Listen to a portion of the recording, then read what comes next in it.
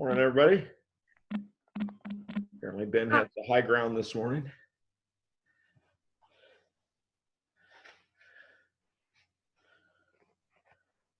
Ben, are you going to engage me in some sort of moral argumentation?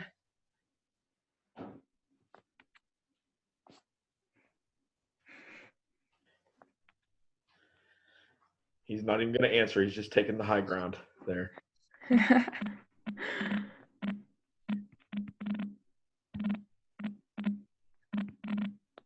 All right, let's see if I can find the slides we're going to talk about today. Oops, forgot to share the screen now.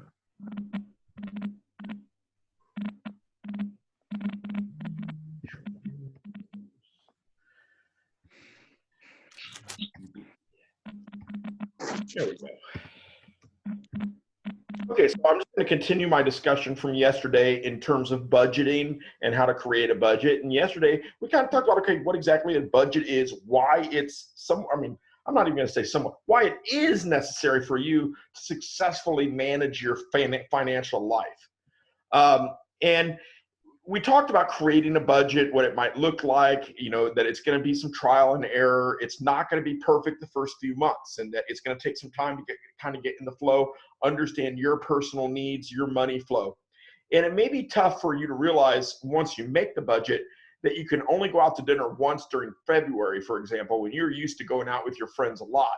But it's going to be a lot harder to not have the money to pay a required bill, such as the car insurance, and get pulled over by the police than it is to skip one or two meals out with your friends a month.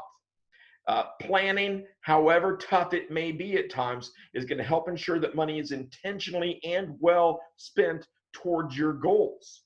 And so, you're going to have to make sacrifices because money is a scarce resource. That's what economics deals with, is scarcity. And so you're going to have to make choices with what you want to spend the money on. And would you rather make the choice to do something that is beneficial to you, or something that you won't even remember 2 weeks from now, and that you've blown money on, and now you can't pay something that you really need, such as the electricity, the car insurance, the rent, things like that.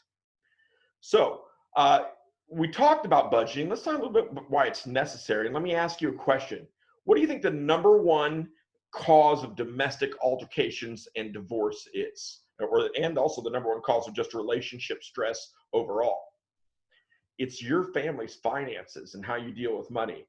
I've been married, I got married in 1991. So I've been married, going on 29 years now. Geez, I'm old. Doing the math in my head didn't sound right, but that's right. And I cannot tell you how many arguments I've had with my wife in those 29 years about money. I would say probably 90% of them at least have been about money. So by creating a budget, though, that will help direct your family's finances, you can alleviate a lot of this stress, anger, resentment, and fighting in your family and relationship life, because it's an agreed upon direction for your money. Instead of going, you spent money on this, it's like, okay, well, that was in the budget, we can do that. But when you will go outside the budget, that's when the arguments will all happen. But as long as you've agreed together, okay, this is where our money should be going, then you're going to get rid of a lot of that stress and anger.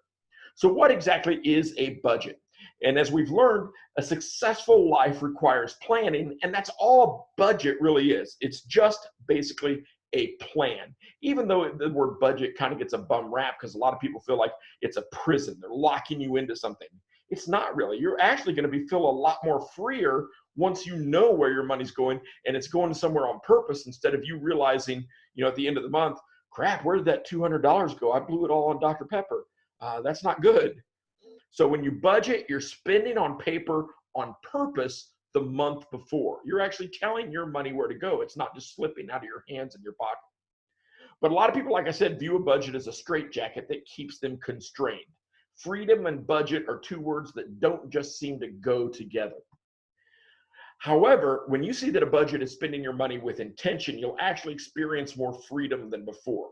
Many people said they have found even more money when they created a realistic budget and stuck with it, because they didn't realize how much money they were wasting on frivolous stuff that really didn't matter to them. So a budget is merely a detailed plan for your money so that you can successfully manage it.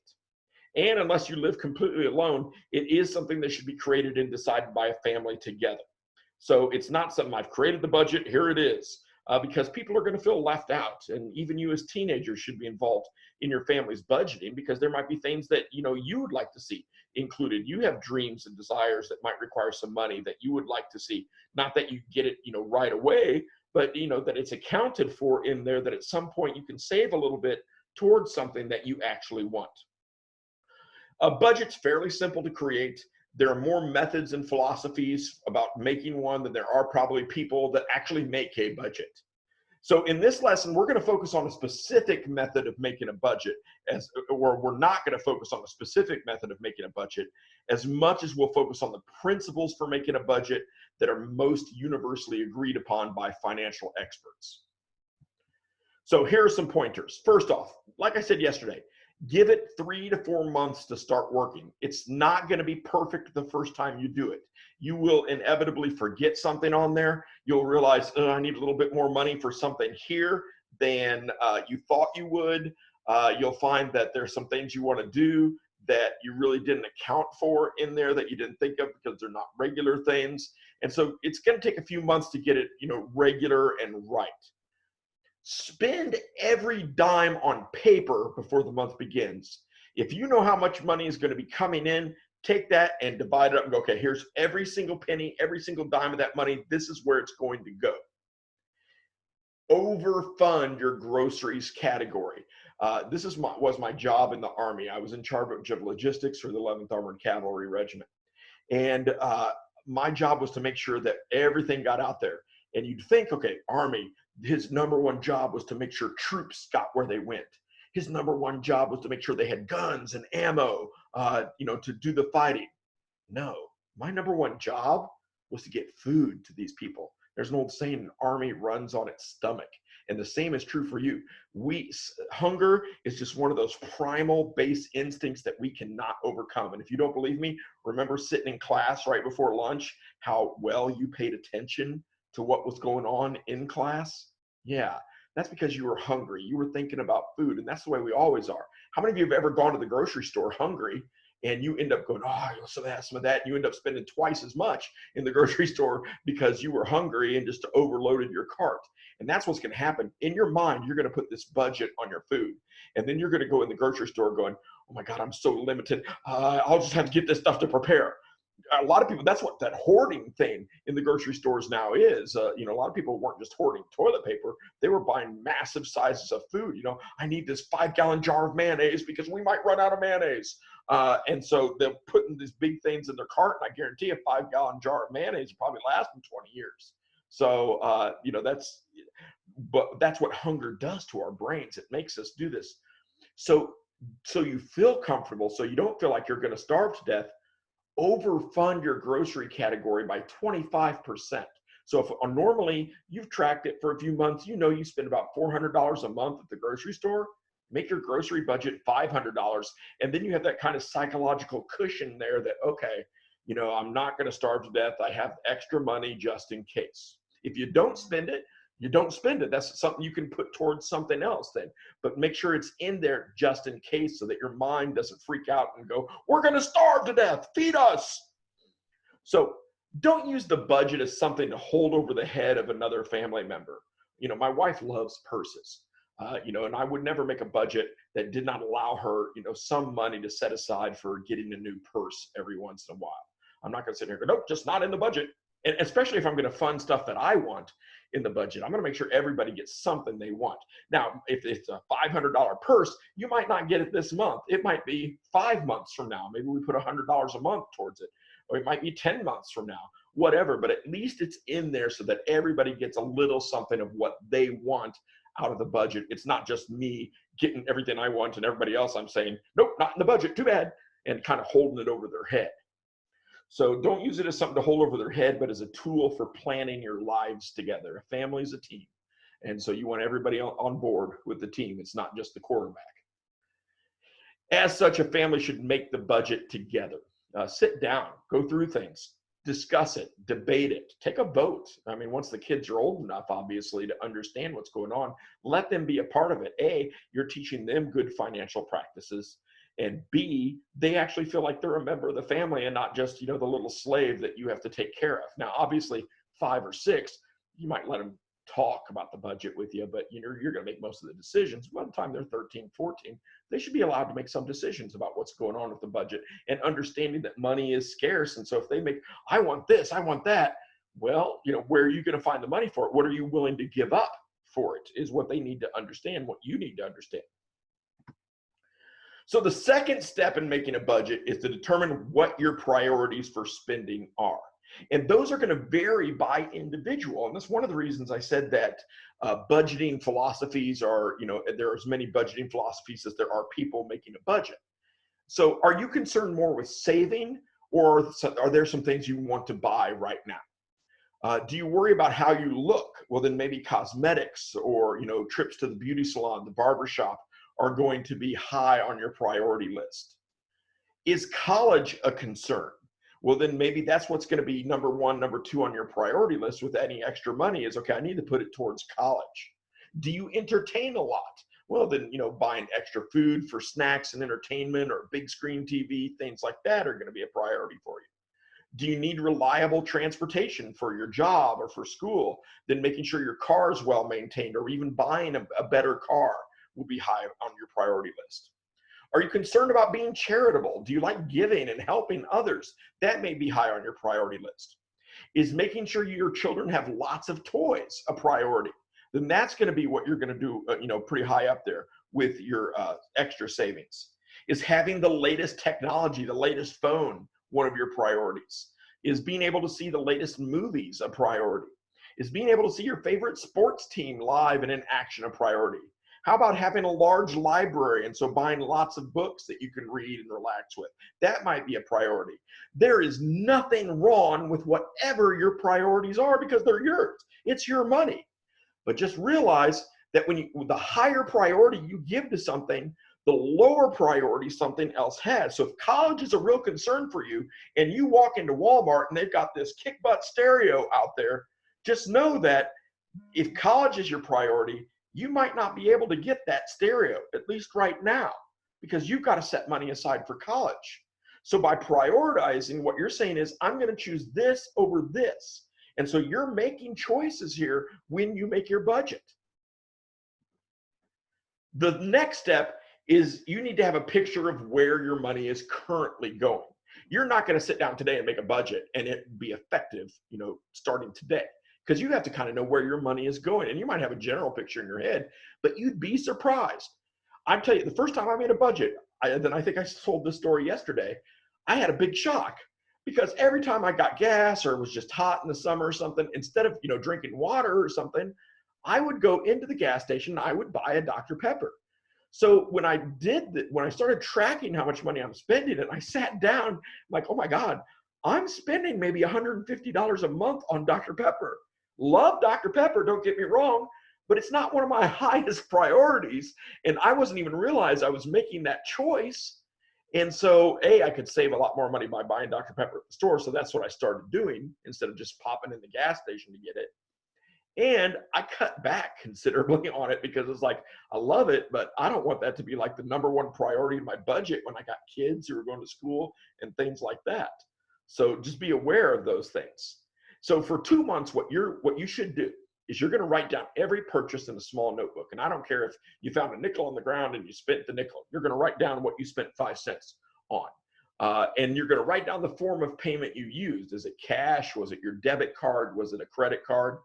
And then at the end of the 2-month period, you're going to go through all these numbers and you're going to break them down into categories. And some suggested categories include bills. And you don't want to just put bills because that doesn't help you very much being so broad and general. You want to be a little bit more specific. So underneath your bills, it might be things like mortgage, the electric bill, the natural gas bill, water, sewer, trash, cell phone, cable, internet, student loans, credit cards, car insurance, medical, things like that.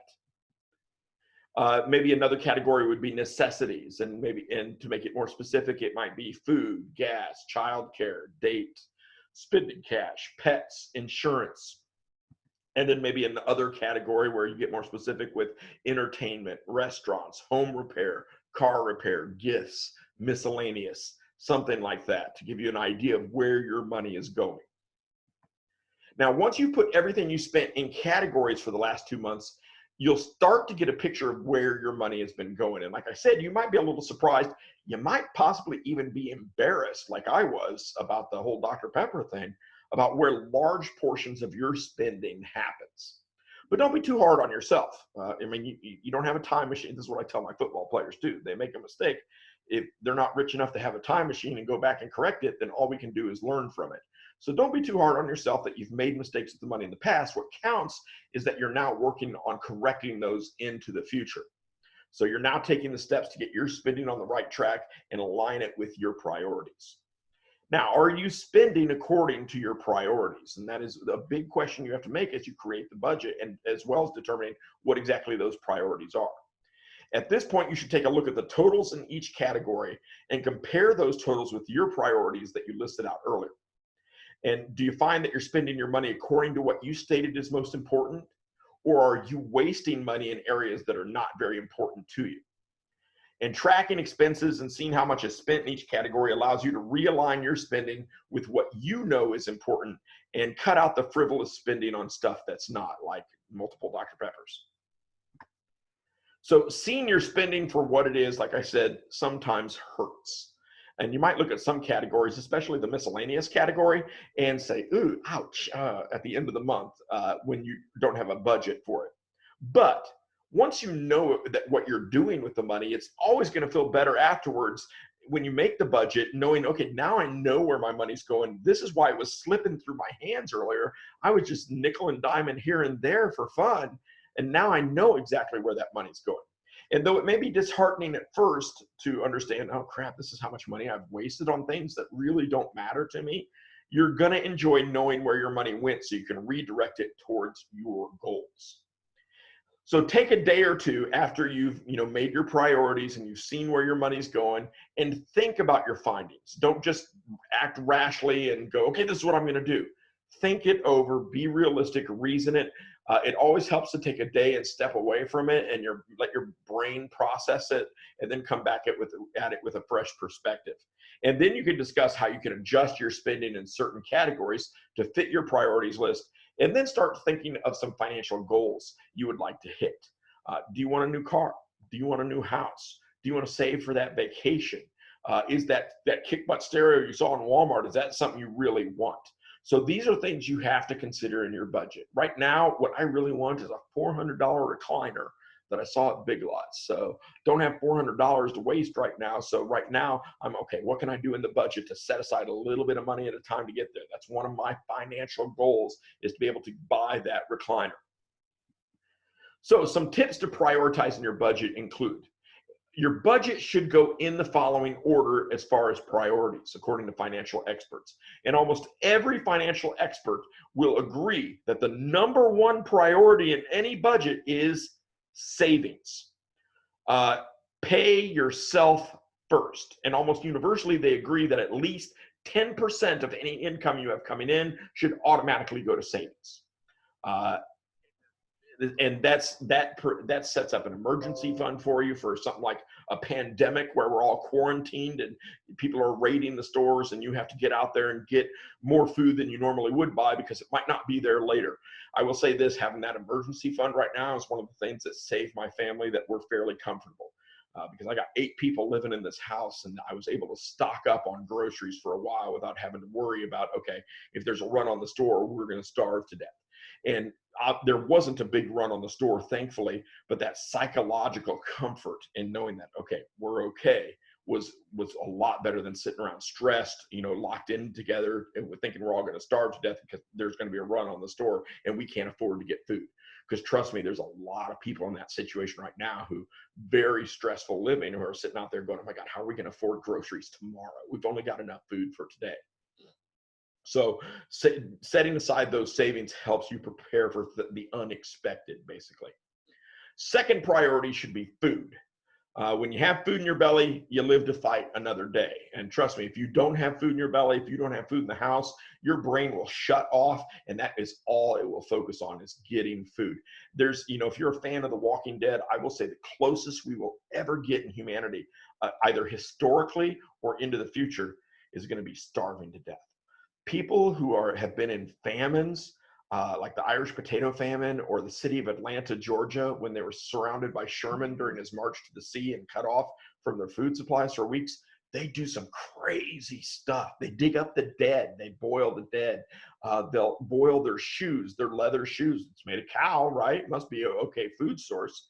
And they'll eat, and they just, it's bizarre what people will do when they're starving. So your brain will shut off and make you do some super weird things otherwise. So, food, second priority. Make sure you have something to eat. Now, that doesn't mean making a gourmet meal every night, steak and lobster, but make sure there's some hot dogs and macaroni and cheese at least in the house. Third, utilities. Now, you're probably looking at this list here and going, wait a minute, shouldn't I pay my rent or my mortgage before I pay for the electricity and everything else? Most financial experts will say no, and I'll tell you exactly why. If you live in a house without electricity, what is it? It's basically a glorified umbrella. And if you've ever had an umbrella in the winter, it really doesn't help you from the cold. You need the heat. If you don't have running water, how are you going to, use the toilet? How are you going to bathe? So the utilities are actually more important than the housing itself. And that's why they list utilities as number 3. So make sure you're budgeting for electricity and water, because without these things, a home is nothing but an umbrella. And utilities also include insurance payments, such as renter's insurance, homeowner's insurance, life insurance, etc. One big thing right now is utilities companies, including Marshall, are not shutting off services to people who can't pay during this. But what's going to happen is, they think they're okay, they're not going to pay right now. But as soon as, let's say, May 1st, the economy opens back up, they're going to want payment for March and April and May. And if you don't have that money, then they're going to shut you off. So try to keep up with that payment as much as possible during this time, at least. Housing, rent or mortgage, you don't want to fall behind on those things, because they'll take the house. Either your landlord or the bank will take the home. Transportation costs, gas, car payment, car insurance, the things that allow you to get out of the house and go do the things you need to do, such as going to work or going to the store. Can't get to work if the car's been repossessed. Clothing, and this isn't an excuse to go out and get the latest $400 kicks. I'm not talking about, the sweetest Air Jordans you've ever seen. I'm talking about basic necessities as far as clothing: underwear, socks, shirts, pants that are appropriate for where you work, but you don't have to get super fancy. The clothing budget, especially when you're trying to pay down debt, should only be for the essentials. Health, very important if you want to stay alive. So most of us have to pay copay and deductibles for doctor's office visits. So we need to anticipate those medical payments that are not covered by insurance and make sure they are paid. So after the necessities for living that I've kind of gone down a list of prioritization for here with you, food, utilities, shelter, transportation, clothing, and health are covered. Anything left over is called discretionary income. And that's because it's money that it is up to your discretion, your priorities for your life, how you spend it. Everything else is a necessity. You have to budget for it first, because you need those things. But after that, you have some discretion. Okay, now I'm interested in buying that stereo. So this can be used to get rid of debt first. You can take that discretionary income, and if you owe $100,000 in student loans, then start paying off your student loans with that money. Or at least choose those pesky monthly minimums, cover those. To invest for long-term financial goals, such as you want to buy a house someday, maybe you need to save for the down payment. Or just to spend at will. I mean, everybody needs a little fun and entertainment. A budget's not a prison saying you can't do what you want. What it's saying, though, is you have to plan to do that stuff without sacrificing the other necessities. So the first target for your savings, the number one thing you should be saving for priority-wise, should be establishing an emergency fund that will equal 3 months worth of your budgeted expenses. So what you're going to do is you're going to sit down with your budget and go, okay, here's my expenses that I need to pay. And then you're going to go, okay, multiply that by 3 and here's how much I need to have in my emergency fund before I can start worrying about buying that stereo or other discretionary income. Trust me, when they say, you hear on the news or on TV or even in your own family that people live paycheck to paycheck, what they mean is that any money coming in is going out in bills and expenses, which means that if the car breaks down, that is an expense you hadn't planned for. And people can literally go bankrupt, and it could lead to financial ruin because of something small like the refrigerator quit working or the car broke down, or a child got, seriously ill. Those are things that could kill a family financially, leave them in poverty and on welfare for the rest of their lives and even generationally. So having an emergency fund set aside that can cover those things is a huge benefit to you. So after that, after you've set up your emergency fund and you've got 3 months worth of stuff, then you should focus on paying off major debt, such as house, car, college, things that it would take, if you were paying every dime you make, might still take 5-10 years to pay off. So, or in other words, debt that equals 10% or more of your total annual income. So it might not make sense to you when I tell you this, but psychologically, we can get very discouraged and forego good habits. And if you've ever exercised and then missed a week of that, you kind of know what I'm talking about, because the next time you think, I should get up and exercise, you're probably more likely to choose sleep because you're getting discouraged, you're not seeing the results. And so it's, really not paying off for you. There's no motivation to continue. So what psychologists have said is that when you go to pay off debt, you should start off paying small debt first and then pay off larger debts. Why? Because paying off the small debts gives you some satisfaction, that little reward center that releases dopamine in your brain. Heck yeah, I just paid off that credit card. You feel good. You're incentivized or encouraged to continue to pay off debt. So you should pay off your smaller debt first and then work your way up to paying off the largest debt. And this is referred to as the snowball effect. And if you've ever, been somewhere where you can roll a snowball and you watch it roll and it starts to get bigger and bigger as it goes, that's what we're talking about here. It's designed in this way to increase the psychological satisfaction of money management and give you a sense of reward for fiscal discipline. The third target for your savings then is targeting your financial goals. When you embark on a trip, the first thing you're going to do is map out your journey towards your destination, hopefully. So in the same way, when you begin the journey of taking control of your finances, you're going to have to figure out where you want to go. Are you worried about retirement? Are you worried about saving for college? Do you want that new car? Do you want, this great vacation? Those are the things you have to go, okay, this is what I want. How do I get there? How much money am I going to need for this? So in the same way, when you begin the journey of taking control of your finances, you have to figure out where you want to go. And financial goals are key to determine this. You can't just go, hey, I have a bunch of money. The money has to be towards something. Otherwise, it's just going to be a bunch of money that you're going to blow, let slip through your hand for nothing. And if something comes up where you actually did need it, or you actually want something, that money's not there. So there are 3 types of financial goals to consider. There's short-term goals, such as paying off a $500 credit card. There's mid-term goals, such as saving $10,000 for a new vehicle. And long-term goals, such as saving $500,000 for retirement. So the first step in budgeting to meet your financial goals is to define what those goals actually are. And when mapping out your journey, you want to make a list of your various financial goals. Short-term goals are those that can be completed in 1 month to 1 year usually. Mid-term goals are those that can be completed in 1 to 5 years. And while long-term goals are those that can be completed in 5 years and longer, sometimes 35, 40 years if we're talking about retirement. So after listing your goals, you want to set a date or deadline to achieve each target. And this will assist you in integrating your goals into a monthly budget. And in addition, you want to remember to be realistic and flexible with your goals and deadlines. Don't get too attached to the date. In fact, it's probably a good idea to review your targets after 6 months to see if the dates you had established are actually realistic and not too much of a financial strain on you and your budget. You don't want to starve because you want to go on vacation. So a great strategy to take into account when budgeting for your goals is to open a separate account at the bank for just that goal. And many banks offer a savings account actually where you can create subcategories and they'll allocate the money in your savings to these subcategories based on how you tell them. So with one glance, then you can view your account and see how much is going towards each goal. And this is excellent motivation for continuing to implement and stick to your goals, because you're seeing progress getting there. That reward center again, shooting out dopamine, making you feel good. Man, I'm halfway to saving for that vacation. So in addition, with savings accounts, you have the benefit of compounding interest. Not a lot, don't get me wrong. You're not going to go to the bank and find a savings account with 10% interest. You're lucky if you find 1 or 2%. That's pretty high interest for a savings account. We'll get into that in the next unit. But certainly the benefit of compound interest does help somewhat in your savings.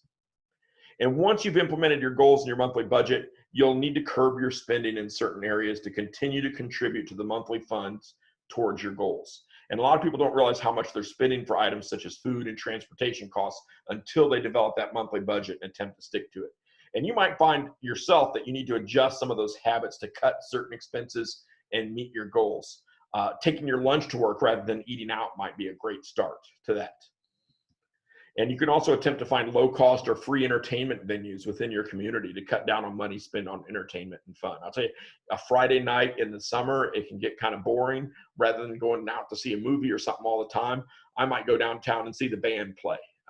Just something cheap, free, entertaining, run into some people, have some social interaction.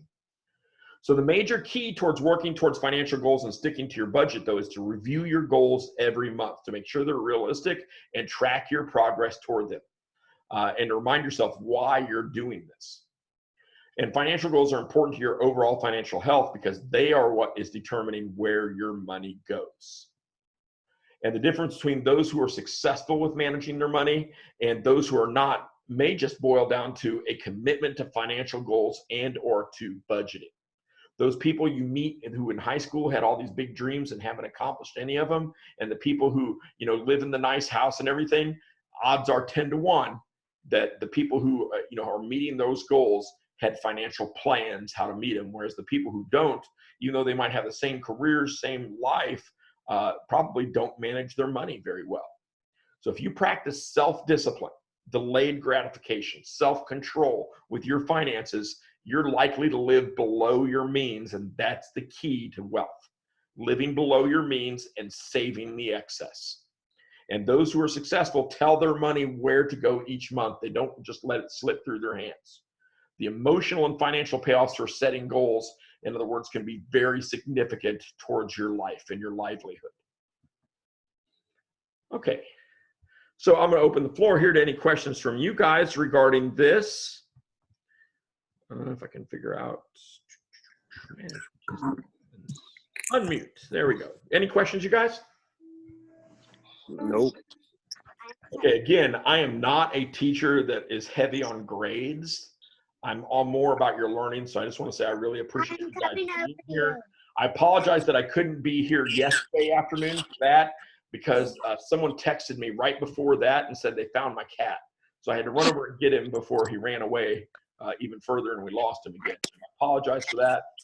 Today we will go over the vision goal sheet and then the job application. So we're going to do today what we would do yesterday, and then I'm going to record well, we might do the resume portion tomorrow, and then I'll record the next so that's out there on video for you to help. So we won't get behind. Any questions, guys? All of a sudden I hear crickets, so I'm gonna know. So all right, guys, well, have a good day, and hopefully we'll see you tomorrow. I appreciate you being here and wanting to learn. It gives me some purpose in life because I certainly want to teach. Hey, Mr. Klein. Class at 4. I'm sorry? Are we having a meeting at 4 today too? Yes. What is that meeting for? The job application and the Dream Vision Goal worksheet. Is that the homework today? Yeah. All right. Actually, it was the homework for yesterday, but again, I had to duck out yesterday, so. Did you find your cat? I did. Nice. He's home. All right, I'll talk to you guys later. Have a good day. All right, bye. See ya.